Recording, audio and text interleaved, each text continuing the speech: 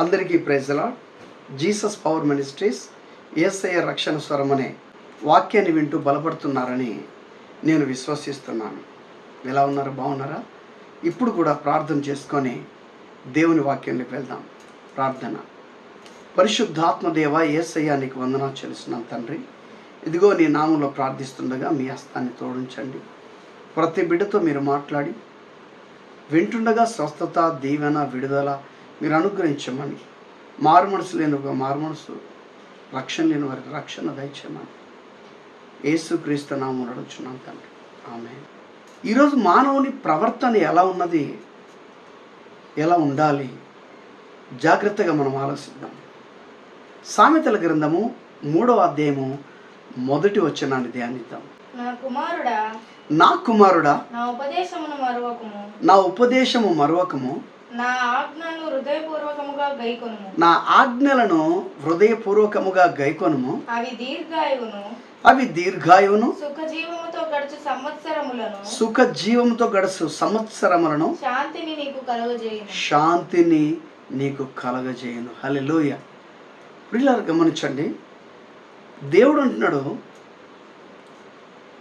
ఈరోజు అనేకులకి సుఖము కరువైపోయింది, శాంతి కరువైపోయింది, జీవంతో గడిచే సంవత్సరాలు కూడా కరువైపోయినాయి. చాలామంది కోరుకునేది ఏంటంటే, పాస్టర్ గారు మా ఇంట్లో సమాధానం, శాంతి కావాలండి, జీవితాంతం మేము సుఖంగా ఉంటే అంతే చాలండి అంటూ ఉంటారు. కానీ మీకోసమే దేవుడు వాక్యం ద్వారా మాట్లాడుతున్నాడు. జాగ్రత్తగా వినండి. దేవుడు అంటున్నాడు, అవి నువ్వు కలిగి జీవించాలి అంటే దయను, సత్యమును ఎన్నడూ కూడా నిన్ను విడిచిపోనీయకము అంటున్నాడు. ఏంటివి? దయ, సత్యము. అంటే పొరుగువారి పట్ల మనం దయ చూపించడము, సత్యములో నడుచుకోవడం, నిజముగా మన బ్రతుకు జీవితము, జీవించే విధానము కరెక్ట్గా ఉండడం. వాటిని కంఠభూషణముగా ధరించుకొను అంటున్నాడు. అంటే మెడలో హారాన్ని ఎలాగైతే ఒక స్త్రీ కలిగి ఉంటుందో, ఎప్పటికి కూడా ఈ 2 విషయాలు, దయ, సత్యము అనే ఈ 2 విషయాలు నీ కంఠములో, నీ మనసులో ఎప్పటికీ ఉండాలి. దేవుడు అంటాడు, కంఠభూషణముగా కాకుండా ఇప్పుడు చెప్పబడే ప్రతి మాట కూడా నీ హృదయమును పలక మీద వాటిని రాయాలి అని చెప్తున్నాడు. అప్పుడు దేవుని దృష్టి అందును మానవుల దృష్టి అందును నీవు దయనుంది మంచి వ్యక్తివి, మంచి వ్యక్తురాలవి అని అనిపించుకుంటావు. నీ హృదయంలో దేవుని వాక్యాలు నిలిచి ఉన్నట్లయితే నువ్వు తప్పు చేయలేవు. మీరందరూ గ్రహించాల్సిన మాట ఏంటంటే, మీ అందరి హృదయాల్లో దేవుని లేఖనాలు ఇమిడి ఉన్నట్లయితే, స్థిరముగా ఉన్నట్లయితే ఏ తప్పు కూడా మీరు చేయలేరు, దేవుడు చెయ్యనివ్వడని వాక్యం సెలవిస్తుంది. ప్రియులారా, నీ స్వబుద్ధిని ఆధారము చేసుకొనక అంటున్నాడు. అంటే నీ సొంత గుణాన్ని, సొంత నీ మనస్తత్వాన్ని దేవుళ్ళు ఎప్పుడు ఉపయోగించకూడదు, నీ సొంతంగా జీవించకూడదు. దేవుని వాక్యానుసారముగా మీరు జీవించాలని దేవుడు ఈ సమయమందు మీతో మాట్లాడుతున్నాడు. నీ పూర్ణ హృదయముతో యెహోవా యందు నమ్మిక ఉంచి ఉండాలి. రాత్రివేళ ప్రార్థనలో గడిపినప్పుడు ముగింపు సమయంలో ఈ రీతిగా ప్రార్థించాలి. ప్రభువా, ఉదయకాలం నుండి ఇప్పటివరకు మమ్మల్ని కాపాడినందుకు నీకు వందనాలు. నా హృదయాన్ని నీ స్వాధీనంలో ఉంచుకొనుము. ఎలాంటి చెడ్డ కలలు కానీ, చెడ్డ దర్శనాలు, చెడ్డ తలంపులు నాకు రాకుండా కాపాడమని యేసునామంలో అడుగుతున్నానని ప్రార్థన చేసి నీ మనసుని దేవునికి అప్పజెప్పి పడుకోవాలి. అప్పుడు ఆయన నువ్వు ఏ త్రోవలో నడుస్తున్నావో, నువ్వు వ్యాపారం చేస్తున్నావా, శత్రు సమస్యలు చిక్కుకుపోయావా, ఇబ్బందులు ఉన్నావా, వ్యాధిని అనుభవిస్తున్నావా, అన్నిటి నుండి కూడా నువ్వు దీవెన లేకుండా ఉన్నట్లయితే విడిపించడమే కాకుండా ఆశీర్వదించడానికి యేసయ్య మొదలు పెడతాడు. నేను జ్ఞానిని కదా అని నీవు అనుకోనవద్దు. ఎప్పుడు కూడా నేను జ్ఞానిని కదా అని ఎప్పుడు అనుకోకూడదు. దేవుని సన్నిధిలో మనం ఎప్పుడు కూడా తగ్గింపు జీవితము మనం కలిగి ఉండాలి. ప్రియులారా, పరిశుద్ధాత్మ దేవుడు మనతో మాట్లాడుతున్నాడు. జాగ్రత్త. యెహోవాయందు భయభక్తులు కలిగి, యెహోవాయందు భయము భక్తి కలిగి చెడుతనమును విడిచిపెట్టుము. చూసారా ఎంత లోతైన మాట చెప్తున్నాడో. దేవుని యందు మనము భయము భక్తి నిజంగా కలిగి చెడు అనేది మన ఇంట వంట ఉండకుండా దాన్ని విడిచిపెట్టమంటున్నాడు యేసయ్య. హల్లెలూయ. ఎంత గొప్ప దేవుడు అండి. అప్పుడు నీ దేహమునకు ఆరోగ్యమును నీ ఎముకలకు సత్తువయు కలుగును అంటున్నాడు దేవుడు. హల్లెలూయ. నా ప్రియమైన వాళ్ళారా, ఎలా ఉన్నాయి మన జీవితాలు ఈరోజు? దేవుడు మనతో మాట్లాడుతున్నాడు. ఎలా ఉన్నాయి మన జీవితాలు? దేవునికి అనుకూలంగా జీవిస్తున్నామా? వాక్యానుసారంగా మనం ప్రవర్తిస్తున్నామా? ఒక్కసారి మీ మనసులని పరీక్షించుకోమని దేవుడు మాట్లాడుతున్నాడు. హల్లెలూయ. 1 తిమోతికి రాసిన పత్రిక 2వ అధ్యాయము 9వ వచనంలో ముఖ్యంగా స్త్రీల పరివర్తన గురించి పరిశుద్ధాత్మ దేవుడు ఇక్కడ మాట్లాడుతున్నాడు. మరియు స్త్రీలను చూడండి, ఇక్కడ రాయబడింది అనుకువయు అంటే అణిగి ఉండడము నేర్చుకోవాలి. స్వస్థ బుద్ధి గలవారును అంటే మంచి బుద్ధి కలిగి ఉండాలి స్త్రీ. ఇక్కడ అంటున్నాడు దేవుడు, తగు మాత్రపు వస్త్రముల చేతులే గాని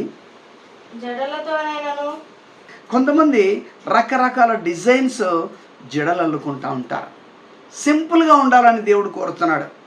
ఏమండి, ఎక్కడ రాయబడినవి? క్రొత్త నిబంధనలో రాయబడింది. అందుకొరకే సింపుల్గా ఉండాలి. కొంతమంది అయితే మేకప్ వేసి కదా వారికి నచ్చినట్టుగా జీవిస్తూ ఉంటారు. స్త్రీ అలంకరణ ఎక్కడ అంటే భర్త దగ్గర మాత్రమే. ఒకవేళ ఉదాహరణకి అందంగా తయారై ఒక ఫంక్షన్కో పెళ్ళికో వెళ్ళారనుకోండి, ఎదుటివారు ఏముందిరా ఈ అమ్మాయి అంటే నీవే పాపంలో పడేసిన స్త్రీవైతా. అలాగే పురుషుడైనా సరే హీరోలాగా తయారైపోయిన తర్వాత ఫంక్షన్కో పెళ్ళికో వెళ్తే ఏమున్నాడు ఇతడు, నా భర్త అయితే ఎంత బాగుండో అన్నారనుకోండి, మీరే మానవుల్ని పాపంలో పడేస్తున్నారు. జాగ్రత్త. వర్డ్ ఆఫ్ గాడ్, వాక్యం ద్వారా దేవుడు నీతో మాట్లాడుతున్నాడు. దేవునికి అనుకూలంగా సంఘములో ఒక రీతిగా, బయట ఒక రీతిగా, నీ ఇంట్లో ఒక రీతిగా కాదు. నువ్వు ఎక్కడికి వెళ్ళినా ఒకటే మనసు, ఒకటే పరివర్తన కలిగి ఉండాలి. దేవుడు హెచ్చరిక చేస్తున్నాడు ఈరోజు. జాగ్రత్త. ఇంకా చెప్తున్నాడు, చూద్దాం. బంగారముతోనైనను కొంతమంది అడుగుతూ ఉంటారు, ఏమండి బంగారం పెట్టుకోవచ్చా? నా ప్రియమైన వాళ్ళారు గమనించండి. మనం బంగారు విషయం మనం చూస్తే ఐగుప్తు దేశంలో నుండి దేవుడు మీ ఆస్తిని బంగారాన్ని సమస్తాన్ని, మీ ఆస్తిని బంగారాన్ని సమస్తాన్ని తెచ్చుకోండి అని చెప్పింది దేవుడే. కానీ ఎప్పుడు బంగారాన్ని విసర్జించాడు అంటే నిర్గమకాండం 32లో వీరు ఎప్పుడైతే మోషే సినాయి కొండ మీదకి వెళ్ళి 10 ఆజ్ఞల కోసం ప్రయాసపడుతుంటే తెచ్చే సమయంలో వీళ్ళ ముక్కు పోగులో చెవులుకున్న కమ్మలు బంగారం అంతా తీసి అహరోను చేత పోతపోసిన దూడను చేసి మనల్ని రప్పించిన దేవుడు ఈ దూడయే అని చెప్పడం మొదలుపెట్టారు. అందుకొరకే దేవుని కోపము రగులుకొని వచ్చి మోషేతో అన్న మాటను మనం చూస్తే ప్రియులారా, మోషే నేను వీరిని బ్రతకనివ్వను అని చెప్పాడు. ఎందుకంటే నన్ను దూడగా చేసి వీళ్ళు ఆరాధిస్తున్నారు అనేసి దేవునికి ఎంతో బాధ కలిగినట్టుగా మనం చూస్తున్నాం. అప్పటి నుండి మోషే క్షమాపణ అడిగి ఇజ్రాయెల్ ప్రజల మీదకి మరణం రాకుండా దేవునితో మాట్లాడి ఆ ప్రాబ్లం సాల్వ్ చేశాడు. కానీ ఇంకా ఎప్పుడు కూడా మీరు బంగారం పెట్టుకొనకూడదని అక్కడే ఆజ్ఞాపించాడు. నా ప్రియమైన వర్లారా, ఈ రోజున చాలామంది పెట్టుకుంటున్నారంటే కారణం ఏంటంటే దేవుని పోలి వారి నడవడి కాదు కానీ మానవులను పోలి నడుస్తున్నారు. ఫంక్షన్ పోతే ఒక టైప్గా చూస్తారేమో, పెళ్ళిళ్ళకి పోతే తక్కువ అంచనా వేస్తారేమో, కించపరుస్తారేమో, హేళనగా చులగనగా చూస్తారేమో. నా ప్రియమైన వారలారా, కల్వరి శిలువలో యేసయ్యను ఎలా చూశారు? హింసలు పెట్టి కొట్టి చర్మాన్ని ఒలిచి బాధ అనుభవించాడు యేసయ్య కల్వరి శిలువలో. అయినా సరే ఏమన్నాడంటే, తండ్రి వీరేమి చేయుచున్నారో వీరు ఎరుగరు గనుక వీరిని క్షమించమని వేడుకున్నాడు. ఈరోజు మన జీవితాలు ఎలా ఉన్నాయి? పరిశుద్ధాత్మ దేవుడు మనతో మాట్లాడుతున్నాడు. ఒక్కసారి గమనించండి, మన జీవితాలు ఎలా ఉంటున్నాయి? నా ప్రియమైన వారలారా, మన పరివర్తన దేవునికి అనుకూలంగా ఉండాలి. అందుకొరకే సామెతలు 16:7 ఏమంటున్నాడంటే, ఒకని హృదయం యెహోవాకు ప్రీతికరమైనప్పుడు ఆయన శత్రువులను సహా వారికి మిత్రులుగా చేయును అంటున్నాడు. అర్థమైందా? కాబట్టి ఎలా ఉంటున్నాయి మన జీవితాలు? అందుకొరకే అన్యులతో సహవాసం మనం చేసినప్పుడు చాలా జాగ్రత్తగా ఉండాలి. నావి ఎన్నన్నా కూడా నడుస్తాయిలే, నేను దూషించినా సరిపోతుందిలే, నా ఇష్టారాజ్యంగా జీవిస్తే నన్ను పట్టించుకునే నాదుడు లేడులే, నాకు నేనే కింగ్ అనుకుంటున్నావేమో. కీర్తన గ్రంథం 50:16. భక్తిహీనులతో దేవుడు ఇట్లు సెలవిచ్చుచున్నాడు. నా ప్రియమైన వారలారా, అవన్నీ చేయడం ద్వారా మనం ఏమనబడతామంటే భక్తిహీనతలోకి వెళ్తాం. భక్తి పరులు వాక్యానుసారంగా జీవిస్తారు, వారి పరివర్తన దేవునికి అనుకూలంగా ఉంటుంది. భక్తిహీనులు మాత్రం దేవుని వాక్యానుసారంగా జీవించరు కానీ వారికి నచ్చినట్టుగా జీవిస్తారు. మరి అలాంటి ప్రవర్తన కలిగిన వారు ఎలా జీవిస్తారో జాగ్రత్తగా విందాం. భక్తిహీనులతో దేవుడిట్లు సెలవిచ్చుచున్నాడు అంటే, భక్తిహీనులు అంటే ఎవరు? దేవుని ఎరిగి ప్రార్థనలో ఎదిగి సంవత్సరాలు దేవుని రుచి చూసి మళ్ళీ వెనకబడి వారి ఇష్టానుసారంగా లోకానుసారంగా పాపంలో జీవించేవారు. నా కట్టడలు వివరించుటకు నీకేమి పని? నా కట్టడలు వివరించుటకు నీకేం పని? కొందరు ఏం చేస్తారంట, కట్టడలు, దేవుడు విధించిన కట్టడలు దేవుడు అలా మాట్లాడమన్నాడా, ఇలా చేయమన్నాడా, అట్టెట్లయితుంది? జాగ్రత్త. వాక్యానికి వ్యతిరేకంగా మాట్లాడడానికి నువ్వెవరు? నువ్వు మనిషి గురించి మాట్లాడుతానేమో అనుకుంటున్నావు. నో, దేవుని వాక్యానికి వ్యతిరేకంగా నువ్వు మాట్లాడుతున్నావు. అలా ఎదిరించినప్పుడు జాగ్రత్త. నా నిబంధన నీ నోట వచించెదవేమి? నా నిబంధన నీ నోట వచించదవేమి అంటున్నాడు దేవుడు. అంటే దేవుడు రాసిన నిబంధనని అలా ఎందుకు రాశాడు? ఇలా రాస్తే బాగుండు అన్నావు అనుకో, ఆయన నిబంధనకి నీవు వ్యతిరేకంగా ఉన్నావు. జాగ్రత్త. దిద్దుబాటు నీకు అసహ్యము కదా. దిద్దుబాటు నీకు అసహ్యము కదా అంటున్నాడు. అంటే నిన్ను సరిదిద్దే మాటలు చెప్పిన వారు నీకు అసహ్యంగా కనపడతారు కదండి. దిద్దుబాటు నీకు అసహ్యము కదా అంటున్నాడు. గమనించండి. అంటే ఎవరైనా బాబు అలా కాదు నాయన, అమ్మ ఇలా కాదు, మనం ఇలా ఉండాలి, మనం క్రైస్తవులం లేదంటే దేవుని బిడ్డలం, ఇలా జీవించాలని. లేదు, నేను జీవించను, నేను అలా చేయను, నేను ఇలాగే జీవిస్తా, నా లైఫ్ ఇంతే అంటూ ఉంటారు కొంతమంది. మీతోనే దేవుడు మాట్లాడుతున్నాడు. నీవు నా మాటలను నీ వెనుకకు త్రోసెదవు. చాలామంది దేవుని సన్నిధికి వెళ్తారు కానీ దేవుని వాక్యాలు విని ఏం చేస్తారంట, అవన్నీ తీసుకొని వెనకేస్తారంట. నీవు దొంగను చూచినప్పుడు వానితో ఏకీభవించెదవు. చూడండి, వాక్యాలు మర్చిపోవడమే కాకుండా దొంగను చూసినప్పుడు చర్చికి వస్తూ కూడా వాడితో స్నేహం చేసి ఆ దొంగ బుద్ధులు నేర్చుకుంటారని వాక్యం చెప్తుంది. జాగ్రత్త. వ్యభిచారులతో నీవు సాంగత్యం చేసేదవు. చెడ్డవారితో, వ్యభిచారులతో నీవు సాంగత్యము చేసేదవు అంటున్నాడు. అంటే ముచ్చట పెట్టడం. వీరు చెడ్డవారిని తెలిసి కూడా వారితో స్నేహం తక్కువ చేసుకోకుండా, వారి స్నేహం విడిచిపెట్టకుండా వారితో చెడ్డ మాటలు వచిస్తూ ఉంటారు కొంతమంది. అలా చేయకూడదు. కీడు చేయవలెనని నీవు నోరు తెరుచుచున్నావు. చూడండి, చెడ్డ మాటలు వచిస్తూ, చెప్పుడు మాటలు వింటూ పొరుగు వారి పట్ల, తల్లిదండ్రి పట్ల, అన్నదమ్ముల పట్ల, అక్క చెల్లెళ్ళ పట్ల, ఇరుగు పొరుగు వారి పట్ల ఏం చేస్తారంట, కీడు చేయాలని నోరు తెరుస్తూ ఉంటారు. జాగ్రత్త. నీ నాలుక కపటము నీ కల్పించుచున్నది. నాలుక కపటము కల్పించుచున్నది. అంటే లేని మాటలు ఇతరులకు చెప్పడం, చెయ్యని కార్యాలు చేశారు, నేను చూశాను అబద్ధాలు చెప్పడం. అలా చేయకూడదు. నీవు కూర్చుండి నీ సహోదరుని మీద కొండములో చెప్పుచున్నావు. నీ సహోదరుని మీద అంటే నీ సొంత అన్న తమ్ముడి మీద, నీ సొంత వారి మీద ఏం చేస్తున్నావు అంట? కొండెములు చెప్పుచున్నావు. అంటే తాకట్లు, చాడీలు. దేవుడు చూడండి ఎంత గద్దిస్తున్నాడో. నీ తల్లి కుమారుని మీద అపనిందలు మోపుచున్నావు. నీ తల్లి కుమారుని మీద అపనిందలు మోపుచున్నావు. అంటే అబద్ధాలు ప్లస్ అబద్ధాలు చెప్పి నిందించడం. ఎవరి మీద? తల్లి తండ్రి మీద, కుమారుల మీద. ప్రియులారా, ఇట్టివారు ఉన్నారా? ఇప్పుడే ఆ పాపాన్ని విడిచిపెట్టండి, లేదా నిత్య నరకాగ్నిలో పడిపోతాం. జాగ్రత్త. భూమి మీద బ్రతికి ఉండగానే మన మనసులు మార్చుకోవాలి. పరిశుద్ధాత్మ దేవుడు మనతో మాట్లాడుతున్నాడు. ఇట్టి పనులు నీవు చేసినను అంటున్నాడు. అంటే ఒకటి కాదు, రెండు కాదు.